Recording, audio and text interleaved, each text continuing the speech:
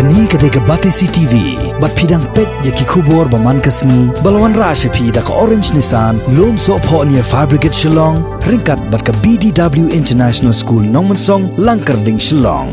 Admissions open now.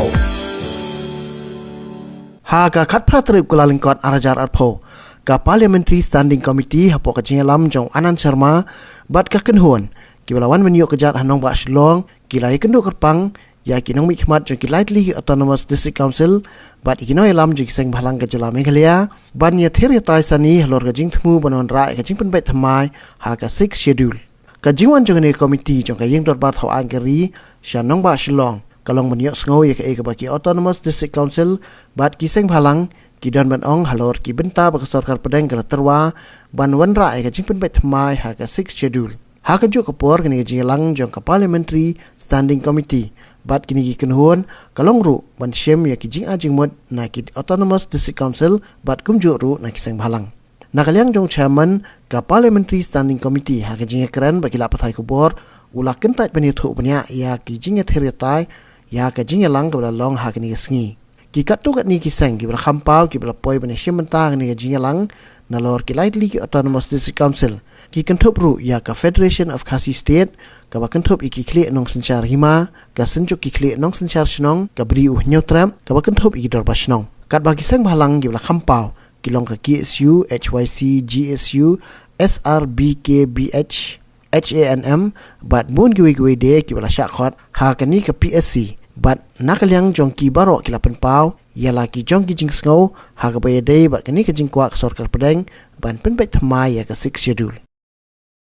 Itu ki points ki bangila yakran baru sekata kawai jingde begitu ki unrepresented tribes ka argument jungi kalong very clear baru khoi ki ta chil tribe ban han postir ki jungi ki yo ban participate ha ka jing thabut yo ban participate ha ka jing election ila ban contest election na tadaw kata ka diga submission ka jungi bangim don kam ya katu idon kam bai tang arngot ki nominate at least ibe ikente kabar kalong ha ka jingde ka number of seats kumbangina position na poka house yung balai punyo li ki state baru khoi lai pusan ki elected at ligi nominated ibe ikan thai kabaru kalong ba kumba hakapor Assam ka district council ban exam ki standalong ile dau governor ande hakapor bayo state la amenno ban wanda shaw president tingi ong bayo tur ban restore pa ba ban exemption ki central law don kam dau governor kita kira hamlang be important ba juga por ka village council di kwa bakan don ka dorbar sinong nang da gidi kidon bandon ki dorbar right ki dorbar hima kenang ba kanom kta ya ka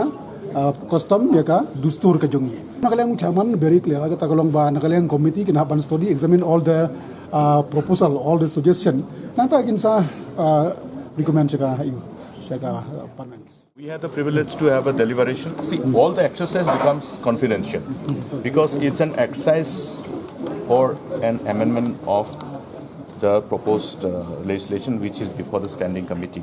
Until it is tabled before the parliament, it remains a sacred document. Okay? During the discussion, remains confidential until the standing committee, who has been mandated with this responsibility, submits the report in the parliament. Thank you. It is to hear the stakeholders, the representatives of the tribal organizations and the autonomous district councils about their views on the constitutional amendment, which deals directly with the... When will you complete this exercise? Hopefully by the month of March. You will complete and submit to Parliament? Yes, naturally. It's a parliamentary standing committee. Thank you.